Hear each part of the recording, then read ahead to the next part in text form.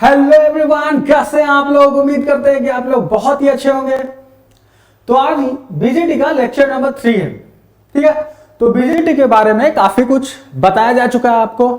BJT का basic से लेके बीजेटी का वर्किंग से लेके बीजेटी का कंस्ट्रक्शन और उसका इलेक्ट्रॉनिक उसका कॉन्फ़िगरेशन तक।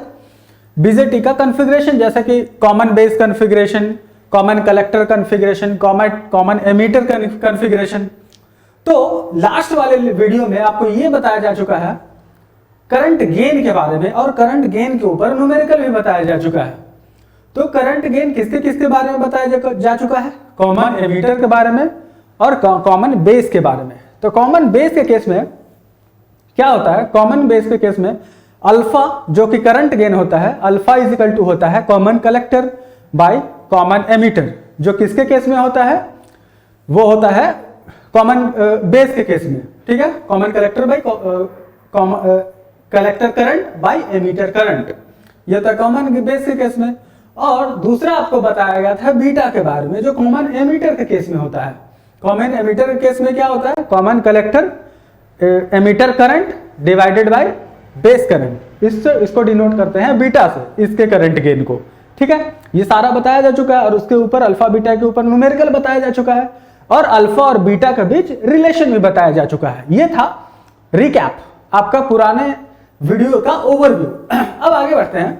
आज का एक और कॉन्फ़िगरेशन बचा हुआ था, जिसका करंट गेन या फिर एम्प्लीफिकेशन फैक्टर कॉमन कलेक्टर के बारे में पढ़ना था, कॉमन कलेक्टर कॉन्फ़िगरेशन के बारे में। ठीक है, और उसके बाद आज देखेंगे लीकेज करंट के बारे में, जो ट्रांजिस्टर जब ऑफ मोड में होता है तो ऑफ मोड में करके देखेंगे कि क्या और करंट फ्लो करता है ओपन सर्किट होने के बाद भी।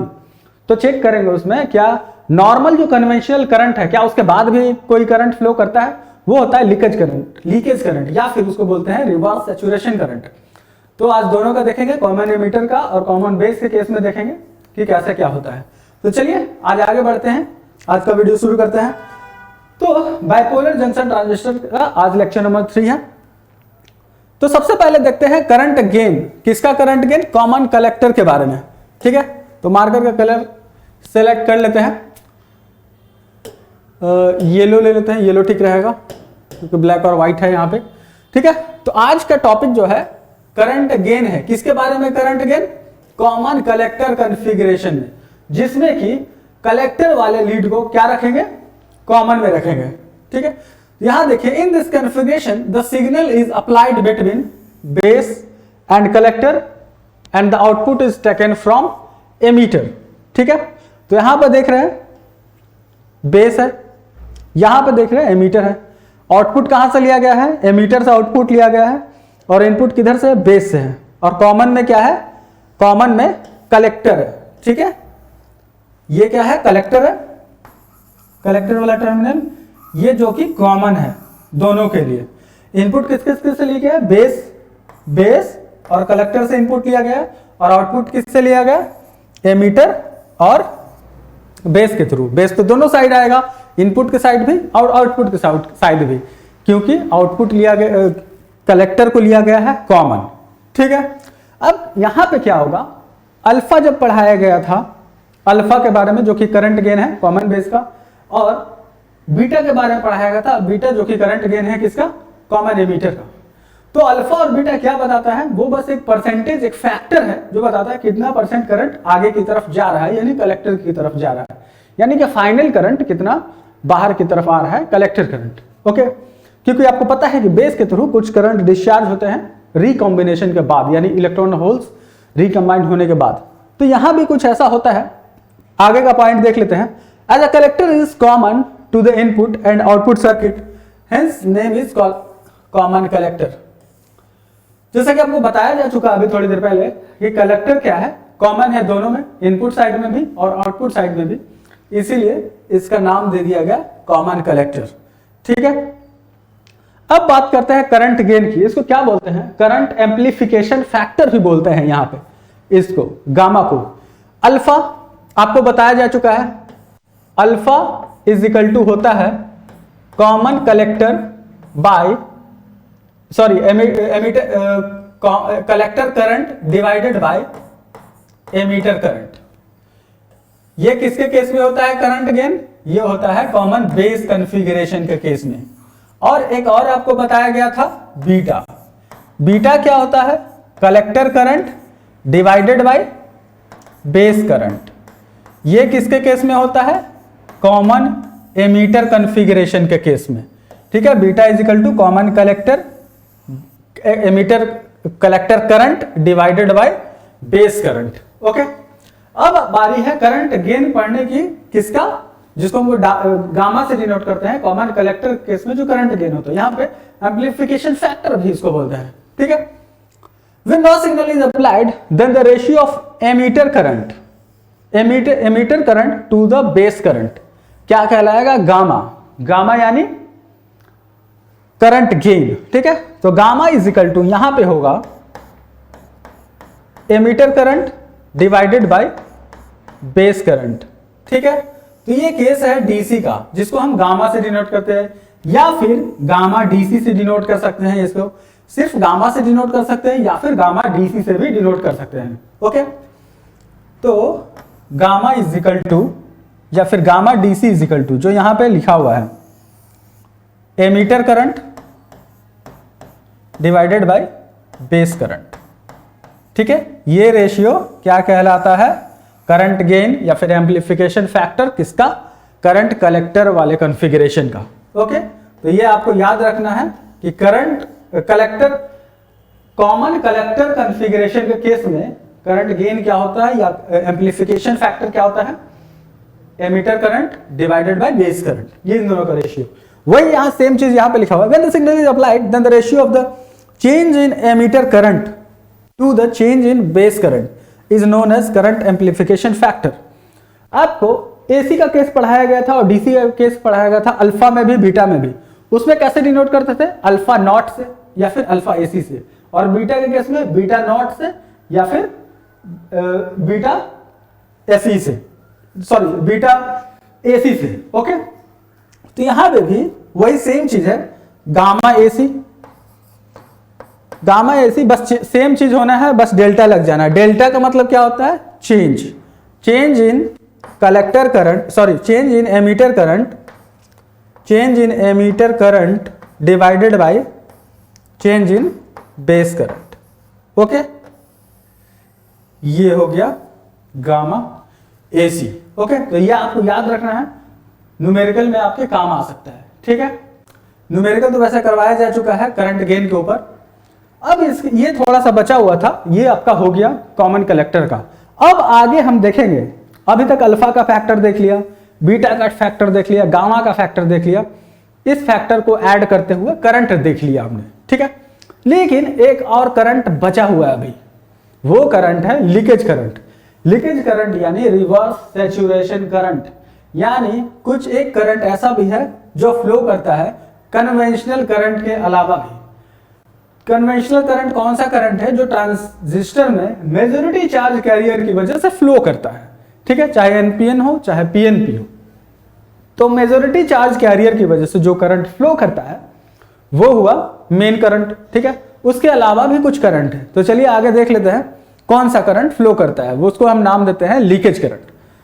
ठीक है, उससे पहले वो लीकेज करंट करने से पहले हम जान लेते हैं गामा का रिलेशन अल्फा के साथ, गामा का रिलेशन बीटा के साथ। ठीक है, या फिर दोनों के साथ रिलेशन, अल्फा और बीटा दोनों के साथ। तो चलिए देख लेते हैं। आपको पता है कि बताया जा चुका है alpha is equal to beta by 1 plus beta. ये रिलेशन आपको पढ़ाया जा चुका है। ठीक है, एक और जस्ट इसी को मैनिपुलेट करेंगे तो आ जाएगा अल्फा बाय 1 माइनस अल्फा। ठीक है, ये हुआ दूसरा रिलेशन, अल्फा बीटा का और बीटा अल्फा का रिलेशन। ठीक है, ये आपको बताया जा चुका है। अब चलते हैं रिलेशन निकालते हैं गामा का। ठीक है, तो अभी थोड़ी देर पहले आपको मैंने बताया गामा इज इक्वल टू क्या होता है? गामा इज इक्वल टू होता है emitter current divided by base current, अभी जो कि थोड़ी देर पहले आपको बताया जा चुका है। ठीक है, emitter current by base current, gamma is equal to emitter current और बेस करंट का रेशियो है। ठीक है, अब हम चाहते हैं क्या? रिलेशन अल्फा से रिलेशन हो या फिर बीटा से रिलेशन हो। तो उस टर्म में हमको कन्वर्ट करना होगा इसको, ठीक है। आई और आई भी हमें दिखाई पड़ रहा है, ठीक है। इससे पहले एक और चीज आपको बता दें कि अल्फा इज इक्वल टू, ये तो चलिए रिलेशन हो गया, करंट गेन की बात कर लेते हैं। तो अल्फा इज इक्वल टू क्या बताया गया था, collector current by emitter current, ये आपको बताया जा चुका है। अब बीटा करंट गेन की बात करें, ये बताया जा चुका है आपको collector current by base current, ठीक है, ये आपको बताया जा चुका है। तो यहां पे आई डिवाइडेड बाय आई भी आपको दिखाई पड़ रहा है, तो हमको कोशिश करेंगे कन्वर्ट करने की, किसमें, अल्फा और बीटा में कन्वर्ट हो जाए, ताकि अल्फा या फिर बीटा में कन्वर्ट हो जाए या फिर दोनों किसी में कन्वर्ट हो जाए, ताकि हम रिलेशन निकाल पाए गामा का अल्फा बीटा के साथ, ठीक है। तो यहाँ आई दिखा पड़ रहा है, यहाँ आई भी दिखाई पड़ रहा है। तो अल्फा और बीटा में आप देख सकते हैं यहाँ आई है, यहाँ आई भी है। तो हम कोशिश करेंगे कि कुछ ऐसा करें इसमें कि अल्फा बीटा के टर्म में कन्वर्ट हो जाए। तो न्यूमरेटर और डिनोमिनेटर में अंश और हर दोनों को हम कलेक्टर करंट से डिवाइड कर देते हैं, ठीक है। तो यहां पे लिख देते हैं dividing numerator and denominator by collector current यानी आईसी, ठीक है। आईसी से डिवाइड कर देते हैं तो आ जाएगा gamma is equal to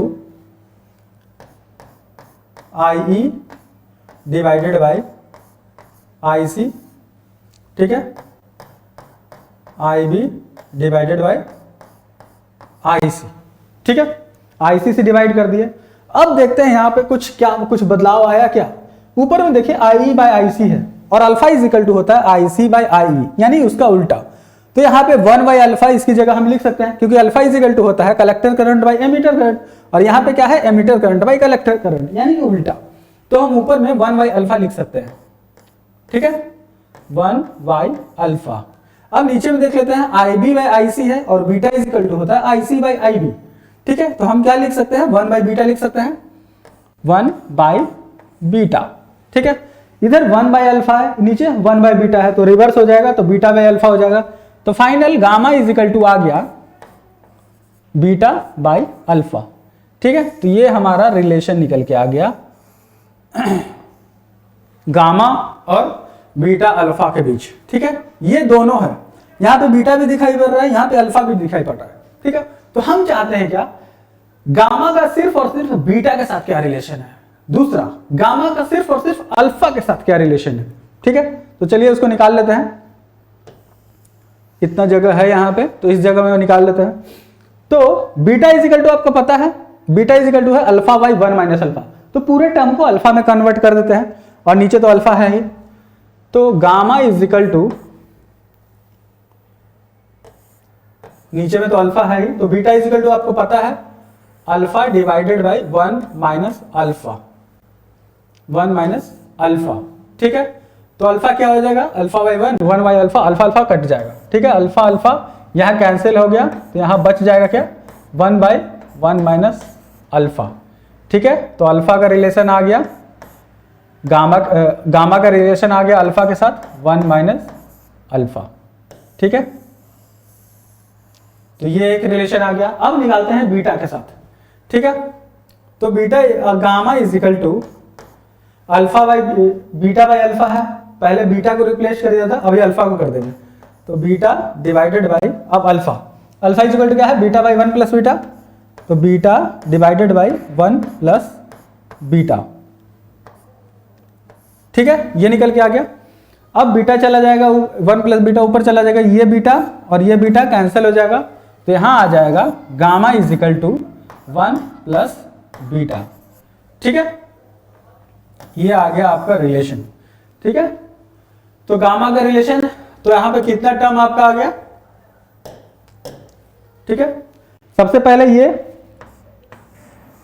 gamma का अल्फा और बीटा दोनों के साथ रिलेशन क्या आया, gamma is equal to beta by alpha. दूसरा गामा के साथ अल्फा के साथ क्या रिलेशन है, gamma is equal to 1 by 1 minus alpha. और तीसरा क्या रिलेशन है, गामा का बीटा के साथ 1 प्लस बीटा का रिलेशन है, ठीक है। तो ये रिलेशन आपको समझ में आ गया होगा। इसमें तो कोई डाउट नहीं, कोई अगर डाउट है तो कमेंट करके बता सकते हैं।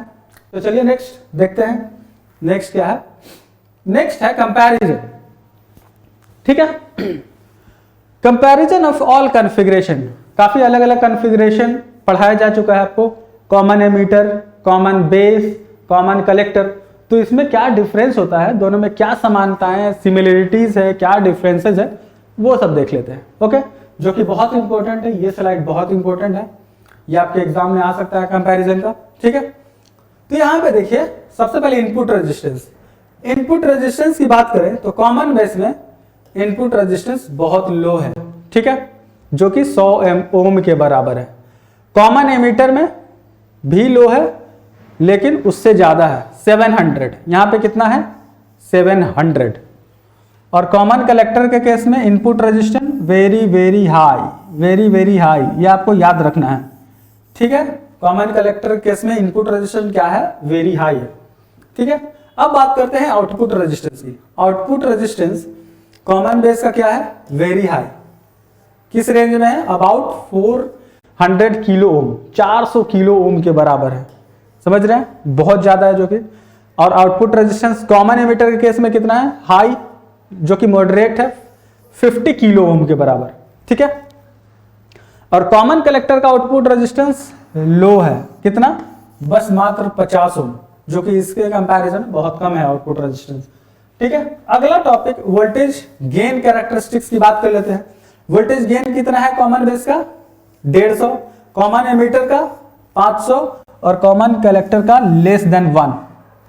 ओके, अब बात करते हैं एप्लीकेशन की। एप्लीकेशन बहुत ज्यादा इंपॉर्टेंट होता है, ठीक है। तो कॉमन बेस का एप्लीकेशन कहां यूज होता है, हाई फ्रीक्वेंसी वाले जगह में, जहां हाई फ्रीक्वेंसी का जरूरत होता है वहां कॉमन बेस यूज करते हैं। कॉमन एमीटर कहां यूज करते हैं, ऑडियो फ्रीक्वेंसी वाले की जगह। ऑडियो फ्रीक्वेंसी का एक रेंज होता है, उस रेंज में यूज करते हैं कॉमन एमीटर का। और कॉमन कलेक्टर का कहां यूज करते हैं, इंपेडेंस मैचिंग वाले एप्लीकेशन में, जहां जहां इंपेडेंस मैच कराना होता है, इंपेडेंस मैचिंग करना होता है, वहां पे हम यूज करते हैं कॉमन कलेक्टर का, ठीक है।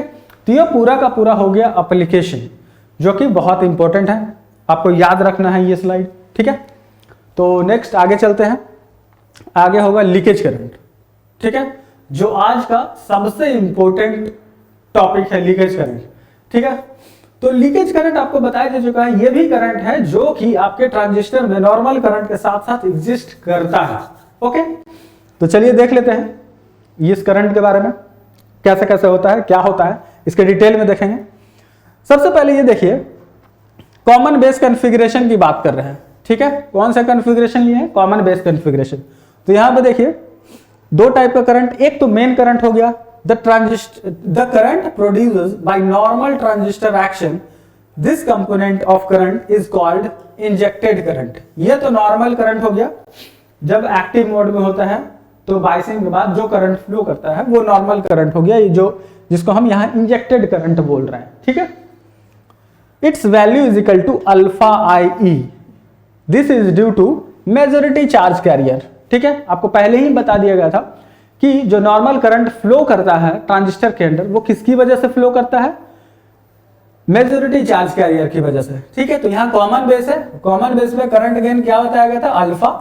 अल्फा इज इक्वल टू क्या होता है, collector current divided by emitter current, ठीक है। तो जो बाहर की तरफ करंट निकल रहा है वो कितना निकल के आ रहा है, collector current is equal to, या एमीटर करंट होगा, सॉरी, ठीक है, एमीटर करंट, बेस नहीं, एमीटर करंट, ठीक है।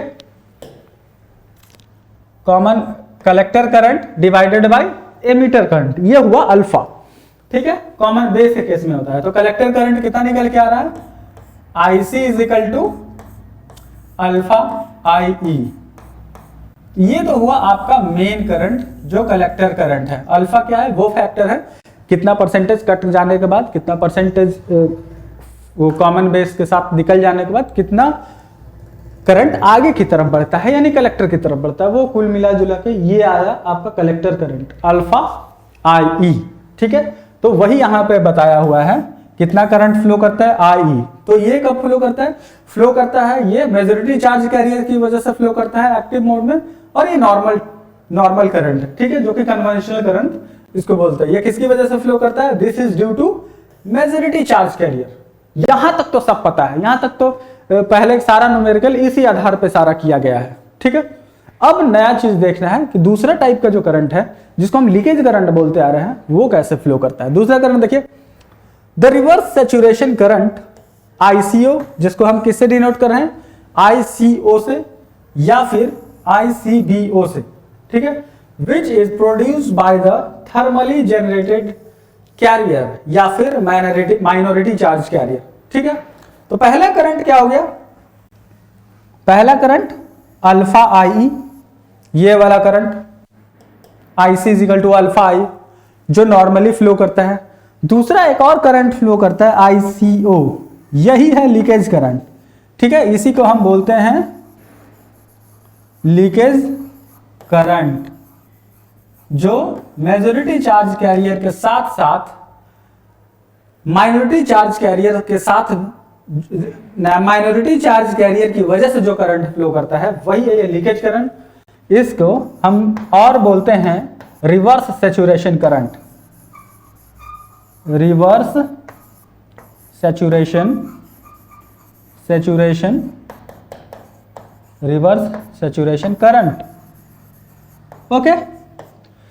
तो चलिए इसका थोड़ा सा डेप्थ में चलते हैं कि ये कैसे करंट फ्लो करता है। दो टाइप का तो पता चल गया, दो टाइप का करंट फ्लो होता है। एक नॉर्मल ट्रांजिस्टर करंट जो मेजॉरिटी चार्ज कैरियर की वजह से फ्लो करता है, और दूसरा कौन सा करंट? लीकेज करंट, जो माइनॉरिटी, ये मेजॉरिटी चार्ज कैरियर की वजह से और ये माइनॉरिटी चार्ज कैरियर की वजह से, जिसको हम थर्मली जनरेटेड करंट भी बोलते हैं। तो चलिए इसको बोर्ड पे देख लेते हैं बनाकर। तो चलिए बोर्ड पे चलते हैं, ये बोर्ड आ गया, तो इसका डायग्राम बना लेते हैं। ब्लैक कलर ले लेते हैं, व्हाइट ले लेते हैं, ओके। पीएनपी ट्रांजिस्टर दिख रहा है बोर्ड पे, ठीक है। पीएनपी ट्रांजिस्टर ले लेते हैं, पीएनपी, ठीक है। और इसको बाइसिंग कर देते हैं।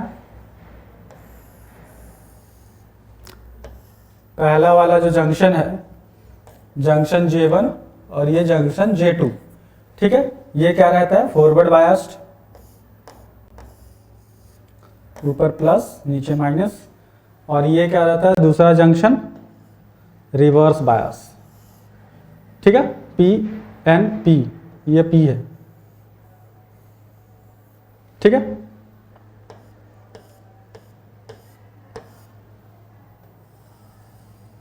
ऊपर माइनस नीचे प्लस, ठीक है। तो यहां तक तो आपको पता है कि एक नॉर्मल करंट जो फ्लो कर रहा है, नॉर्मल करंट को दिखा देते हैं। अभी जो करंट फ्लो यहां पे करेगा वो करंट फ्लो करेगा, ये कलर दिख रहा है, हल्का सा दिख रहा है लेकिन दिख रहा है, फिर भी कलर चलो चेंज कर लेते हैं इसको मिटा के, ठीक है। दूसरा कलर ले लेते हैं, रेड ले लेते हैं। तो यहां से यहां जो करंट फ्लो कर रहा है, ये कलर दिख ही रहा होगा, हाँ चलो ये दिख रहा है। एक नॉर्मल करंट फ्लो कर रहा है जिसको हम बोलते हैं कलेक्टर करंट, कलेक्टर पे जो करंट फ्लो कर रहा है, ठीक है, जिसका वैल्यू कितना है? अल्फा IE, ठीक है। तो करंट गेन आपको पढ़ाया जा चुका है, कॉमन बेस लिया हुआ है तो आपको करंट गेन पढ़ाया जा चुका है। Alpha is equal to collector current by emitter current, जहां से collector current is equal to आया अल्फा IE, ठीक है। ये हुआ आपका मेन करंट, ठीक है। कलर बदल लेते हैं, इसमें आपको दिक्कत हो रहा है, ठीक है। तो ये हुआ अल्फा IE, ठीक है। IC is equal to alpha IE, ठीक है। ये main current IC is equal to alpha IE, ठीक है। अब कलर दिख रहा है, ये क्लियर दिख रहा है, ये बेटर है। अब बात करना है यहां पे लीकेज करंट। लीकेज करंट को अब चलिए देखते हैं लीकेज करंट कैसे फ्लो करता है। सबसे पहले क्या करेंगे, इसको ओपन कर देते हैं, ठीक है। यहां से सर्किट को ब्रेक कर देते हैं और यहां स्विच ओपन कर देते हैं, ठीक है। व्हाइट कलर से था तो व्हाइट ही से लेते हैं, इसको स्विच ओपन कर देते हैं, ओके। यहां पे पहले जो करंट फ्लो कर रहा था यहां पे, अब वो करंट फ्लो नहीं करेगा, ठीक है। पहले इधर से करंट कोई फ्लो कर रहा था, एमीटर करंट, पहले यहां से फ्लो कर रहा था बेस करंट, ठीक है। पहले यहां से फ्लो कर रहा था कलेक्टर करंट। ये पहले की बात बोल रहे हैं जब ये स्विच ऑन था, ठीक है। अब इनमें से कोई भी करंट फ्लो नहीं करेगा, ये करंट फ्लो नहीं करेगा क्योंकि इसको कर दिया गया है ओपन, ठीक है। अब तो ये जंक्शन क्या है, रिवर्स बायास, तो रिवर्स बायास है तो इन दोनों में से कोई करंट फ्लो नहीं करेगा, कोई करंट फ्लो नहीं करेगा। लेकिन अब क्या होता है, यहां पे सब कुछ बंद कर देने के बाद भी अब क्या पता चलता है, एन वाले में यानी एन टाइप सेमीकंडक्टर में मेजॉरिटी में तो इलेक्ट्रॉन होता है और माइनॉरिटी में क्या होता है, होल्स। तो यहां पे माइनॉरिटी में होल्स होंगे, ठीक है, और यहां पे क्या होंगे, इलेक्ट्रॉन्स होंगे, ठीक है। ये होल्स है और ये इलेक्ट्रॉन है, तो ठीक है। तो यहां से इलेक्ट्रॉन क्या होंगे, इस तरफ आएंगे और यहां से होल्स इस तरफ जाएंगे, ठीक है। ये किस कंडीशन में हो रहा है, जब सारा का सारा ओपन कर दिया जा चुका है, ठीक है। ये इस तरह का करंट फ्लो कर रहा है इसमें, तो इलेक्ट्रॉन इधर से इधर जा रहा है, तो हमारा करंट किधर से किधर जाएगा, इस साइड से इस साइड, ठीक है। आपको पता है कि इलेक्ट्रॉन का अपोजिट डायरेक्शन में करंट का डायरेक्शन होता है, ठीक है। तो हमारा जो करंट का डायरेक्शन होगा इस तरफ होगा, ठीक है। इस करंट का नाम क्या है, ICO, रिवर्स सैचुरेशन करंट, या फिर इसको बोलते हैं ICBO, यानी बेस से कलेक्टर की तरफ। इलेक्ट्रॉन किधर जा रहा है, कलेक्टर से बेस की तरफ, और सर्किट ओपन रखने के बाद, ठीक है। इसमें कोई दिक्कत, तो ये हुआ। तो दो टाइप का करंट यहां पे दिखाई पड़ रहा है। पहला IC इजिकल टू अल्फा आई, पहला करंट जो कि मेन करंट है, जो कि स्विच जब ऑन था उस समय की बात बता रहे हैं, और ये दूसरा मैंने खोज निकाला है स्विच ओपन करने के बाद, ठीक है। दो टाइप का करंट फ्लो कर रहा है, तो टोटल करंट कितना होगा, ये कॉन्सेप्ट बिल्कुल क्लियर रखना जरूरी है। तो टोटल करंट हम लिख लेते हैं, तो टोटल करंट हमारा हो गया IC इजिकल टू, ये वाला सबसे पहले अल्फा IE प्लस ICO, ठीक है। ICO या फिर ICBO, यानी बेस से कलेक्टर की तरफ इलेक्ट्रॉन आ रहा है, ठीक है। तो ये हुआ आपका टोटल करंट, टोटल करंट, ठीक है। इस टोटल करंट में से ये कौन सा करंट है, यही करंट है लीकेज करंट या फिर रिवर्स सैचुरेशन करंट। ये हुआ आपका लीकेज करंट, लीकेज करंट, ठीक है। और इसमें से ये क्या है, ये है मेजॉरिटी चार्ज कैरियर की वजह से फ्लो करने वाला करंट, मेन करंट, ठीक है, जो स्विच ऑन रहने के बाद फ्लो करता है, ठीक है। और ये वाला स्विच ऑन हो या ऑफ हो, ये करंट फ्लो करता ही है, ठीक है। तो दो टाइप का आपका करंट हो गया। ये करंट क्यों फ्लो कर रहा है, थर्मली जनरेटेड या फिर माइनॉरिटी चार्ज कैरियर की वजह से, ठीक है। अल्फा IE ये वाला करंट मेजॉरिटी चार्ज कैरियर की वजह से, मेजॉरिटी चार्ज कैरियर की वजह से पहला वाला करंट फ्लो कर रहा है, जो कि मेन कन्वेंशनल करंट है, ठीक है। वो फ्लो करेगा ही करेगा, जब सप्लाई है तो वो बाइसिंग किया हुआ है। तो दूसरा, बाइसिंग किया हुआ हो या फिर खुला हुआ हो स्विच, या स्विच ऑन हो या ऑफ हो, यानी कि ये वाला ओपन हो या फिर क्लोज हो, दूसरा करंट ICO फ्लो करता ही है। इसको बोलते हैं माइनॉरिटी चार्ज कैरियर की वजह से फ्लो करता है, माइनॉरिटी चार्ज कैरियर की वजह से फ्लो करता है। तो ये कॉन्सेप्ट आपको क्लियर हो गया होगा। कि रिवर्स सैचुरेशन करंट क्यों फ्लो करता है। ठीक है, लीकेज करंट का दूसरा नाम क्या है, रिवर्स सैचुरेशन करंट। इतना क्लियर हो गया आपको। तो चलते हैं वापस।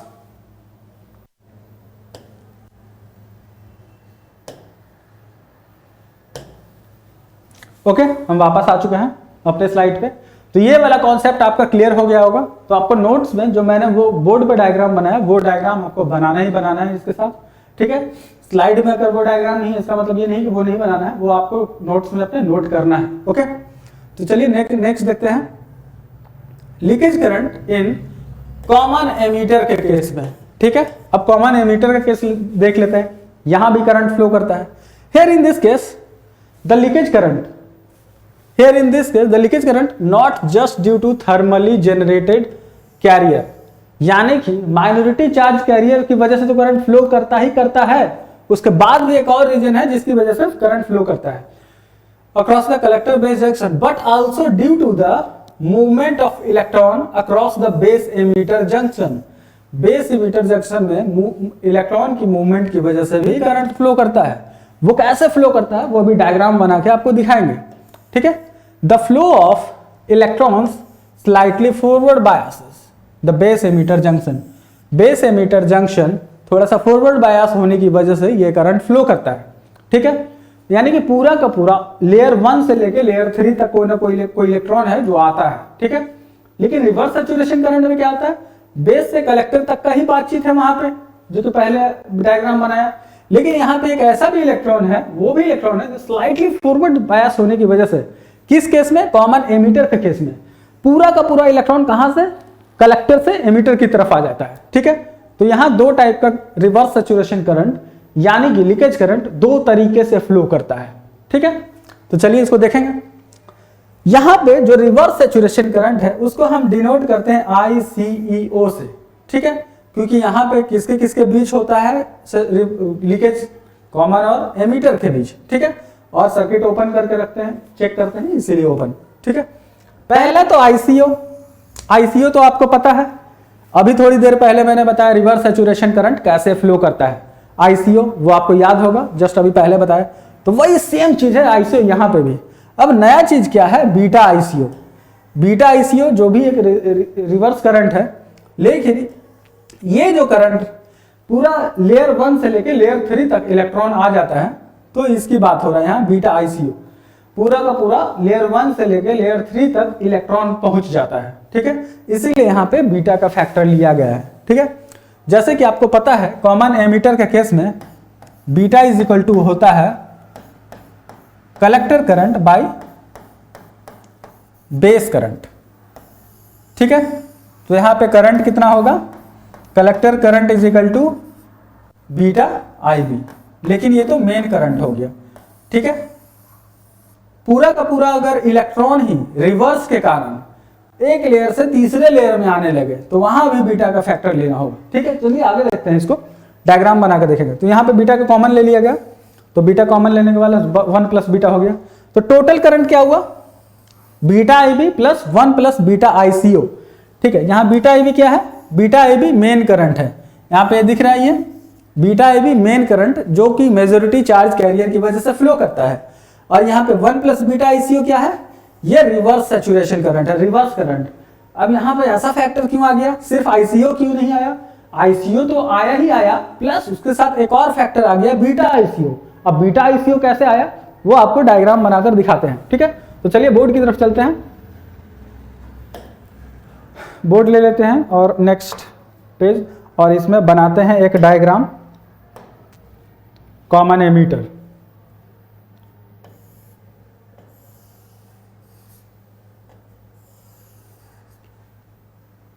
ये बना रहे हैं हम PNP PNP।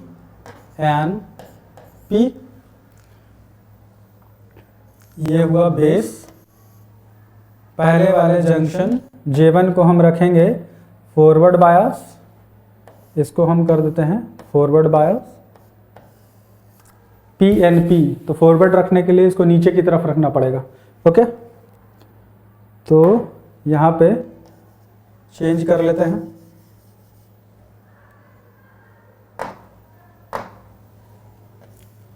तो इसको फॉरवर्ड रखना है, प्लस माइनस, ठीक है। इसको फॉरवर्ड बायस कर दिए, तो ये एमीटर करंट हो गया, ठीक है। यहां से बाहर की तरफ जो निकलेगा वो बेस करंट, ठीक है। अब यहां पे इसको रखना है रिवर्स, तो रिवर्स रखने के लिए ऊपर में माइनस लेना होगा, ठीक है। तो यहां से जो करंट फ्लो होगा ये हो गया collector current, okay.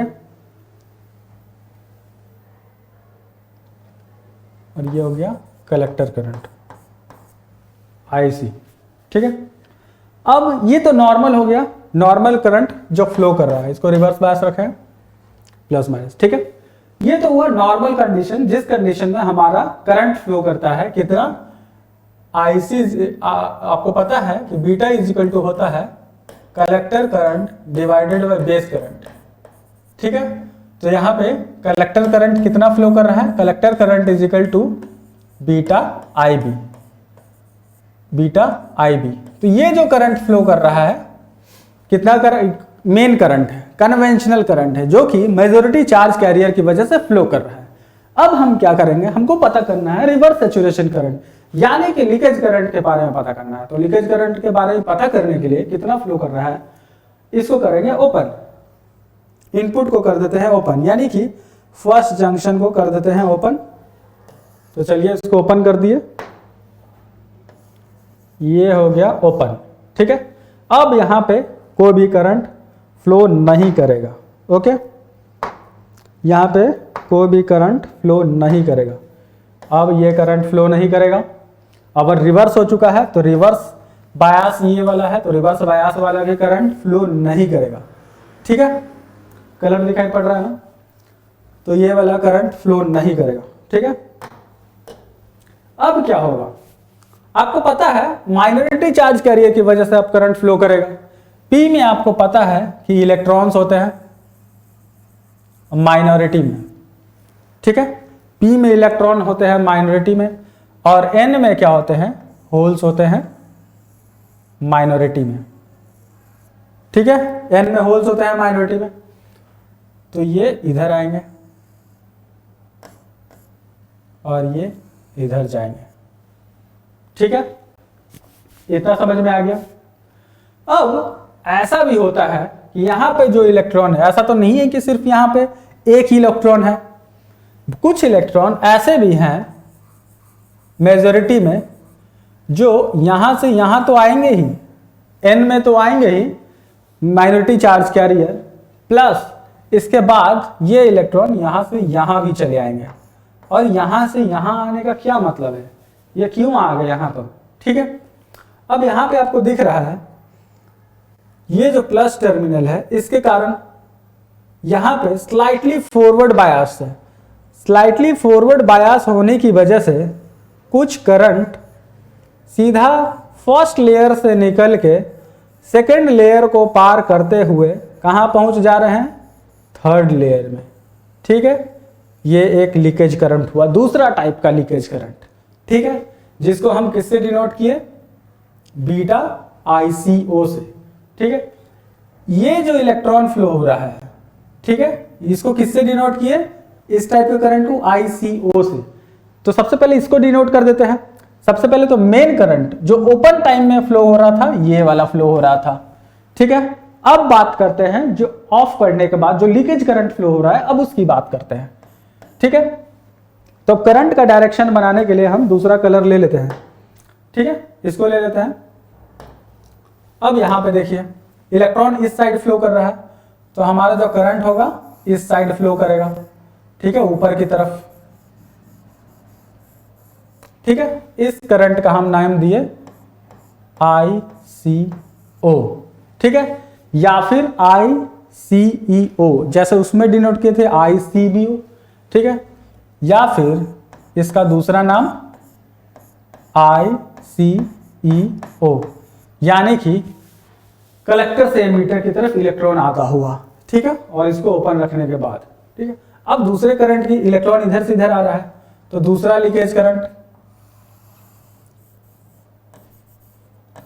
Leakage current जो क्यों फ्लो कर रहा है, स्लाइटली फॉरवर्ड बायस होने की वजह से फ्लो कर रहा है। ये वाला जंक्शन स्लाइटली फॉरवर्ड बायस है, तो पूरा का पूरा इलेक्ट्रॉन इधर खींचा चलाएगा। तो इसको हम डिनोट किया है आईसी, इसको हम डिनोट किया बीटा आईसीओ से, beta times of ICO, beta times of ICO. ठीक है, दो टाइप का करंट हो गया यहां पे। तो चलिए ये पूरा करंट को अभी लिख लेते हैं। दो टाइप का current, ICO plus beta ICO. ठीक है, ये हुआ आपका लीकेज करंट। ओके, यहां से इसको हटा देते हैं, सिर्फ आईसीओ इसको बोलेंगे। ठीक है, यहां पे इसको मिटा देते हैं। ठीक है, क्योंकि नाम ये गड़बड़ हो जाएगा। ठीक है, ये पूरा कलेक्टिवली इसका नाम है आईसीईओ। कलेक्टिवली इसका क्या नाम होगा, आईसीईओ। ओके, बोर्ड पे दिखाई दे रहा है, कोई दिक्कत नहीं। चलो इसको फिर से लिख लेते हैं, व्हाइट कलर से लिख लेते हैं, इसमें ज्यादा क्लियर नहीं दिख रहा है। इसको मिटा के, ये मिट गया, इसको व्हाइट कलर से लिख लेते हैं। तो हमारा टोटल लीकेज करंट जो होगा आईसीईओ इज इक्वल टू, पहला current ICO plus beta ICO, beta ICO. ठीक है, अब यहां पे से आईसीओ को कॉमन ले लेंगे, तो 1 प्लस बीटा हो जाएगा, आईसीओ कॉमन निकल जाएगा। तो ये हुआ आपका टोटल लीकेज करंट आईसीईओ। ठीक है, 1 प्लस बीटा आईसीओ। तब बात करते हैं टोटल करंट की। ठीक है, total current in common emitter case. तो collector current is equal to, सबसे पहला मेजॉरिटी चार्ज कैरियर की वजह से जो फ्लो कर रहा है ये beta IB, beta IB, beta IB plus 1 plus beta times of ICO. तो यहां दो टाइप का हो गया, 1 plus beta times of ICO. ठीक है, दो करंट फ्लो कर रहा है, IC is equal to beta IB plus 1 plus beta times of 1 plus beta ICO. ठीक है, तो ये आपको याद रखना है, तो ये आपको याद रखना, IC is equal to beta IB plus 1 plus beta ICO. Okay, तो ये था leakage current in the case of common emitter. तो ये आपको समझ में आ गया होगा, उम्मीद करते हैं, इसमें तो कोई दिक्कत नहीं है। तो चलिए अपने पिछले स्लाइड में चलते हैं, ये आपको नोट करना है पूरा। ठीक है, आप स्क्रीनशॉट ले सकते हैं या फिर पूरा कॉपी में आपको उतारना होगा। ये हुआ आपका एक्सप्लेनेशन। तो चलिए अपने चलते हैं वापस। ठीक है, ये आपको एक्सप्लेन कर दिया गया है कि कैसे आता है beta IB plus 1 plus beta ICO. Okay, आगे है, धन्यवाद, थैंक यू। ठीक है, तो उम्मीद करते हैं कि पूरा का पूरा लेक्चर आपको समझ में आया होगा। तो आगे हम करेंगे इसी के ऊपर, लीकेज करंट के ऊपर न्यूमेरिकल। तो चलिए नेक्स्ट वीडियो में मिलेगा न्यूमेरिकल के साथ। आज के लिए इतना ही, थैंक यू वेरी मच।